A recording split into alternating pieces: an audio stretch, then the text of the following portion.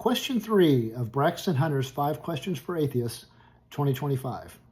He asks whether we have free will or if everything is determined, and either way, how does that work? First of all, I want to say I have no idea how this works.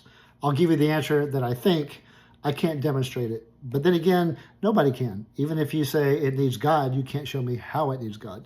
So for me, for free will and determinism, I'm less interested in whether God exists. I just want to know what's the case. Now, Braxton does say that many atheists go on the side of determinism. In fact, here's a atheist scientist now, Robert Sapolsky, makes this case for determinism. He lists a whole bunch of examples about all the different factors that influence our choices. There's another atheist scientist too. His name is Kevin Mitchell. He makes the case that there is some degree of free agency.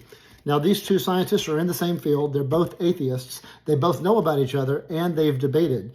So as of early 2025, there's 2 debates on YouTube. You can look those up. You can listen to them make their cases. For this, I'm just going to keep it quick. I want to say I agree with Robert Sapolsky about all these influences that affect our choices, and it's a lot that's outside of our conscious awareness and outside of our control. I agree with that.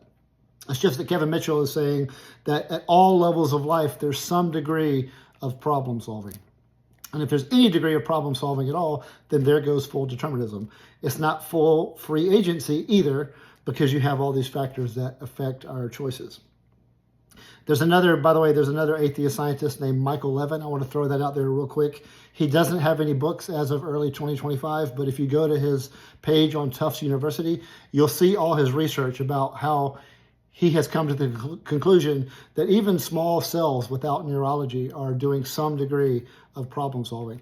So this is why I believe that there is that degree of problem solving, which means you have multiple options, which means you're not fully determined. I just agree that you are heavily influenced. Braxton mentions another important question here.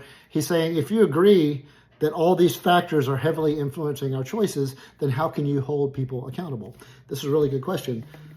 The last book for this clip, Minds Make Societies, Pascal Boyer. This came out a while back.